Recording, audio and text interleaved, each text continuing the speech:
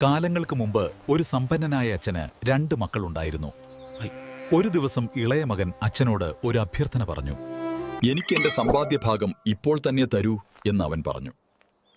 അച്ഛൻ തന്റെ സമ്പത്ത് അവന് നൽകി ദൂരദേശത്തേക്ക് യാത്രയായി. അവിടെ അവൻ തന്റെ പണമെല്ലാം വ്യർത്ഥമായി ചെലവഴിച്ചു. കുറച്ച് ദിവസങ്ങൾക്കുള്ളിൽ അവന്റെ പണം മുഴുവൻ തീർന്നു. അപ്പോൾ ആ ദേശത്ത് വലിയ ക്ഷാമമുണ്ടായി. അവൻ പന്നികളെ മേയ്ക്കുന്ന ജോലിയിൽ പ്രവേശിച്ചു. പന്നികൾക്ക് കിട്ടുന്ന ഭക്ഷണം പോലും അവന് ലഭിച്ചില്ല. അപ്പോൾ അവൻ തന്റെ തെറ്റ് മനസ്സിലാക്കി. അവൻ തന്റെ അപ്പന്റെ വീട്ടിലേക്ക് തിരികെ പോകാൻ തീരുമാനിച്ചു.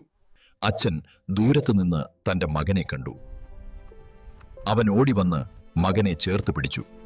അപ്പാ, ഞാൻ പാപം ചെയ്തു എന്ന് അവൻ പറഞ്ഞു. പക്ഷേ അച്ഛൻ അവനെ സ്നേഹത്തോടെ സ്വീകരിച്ചു.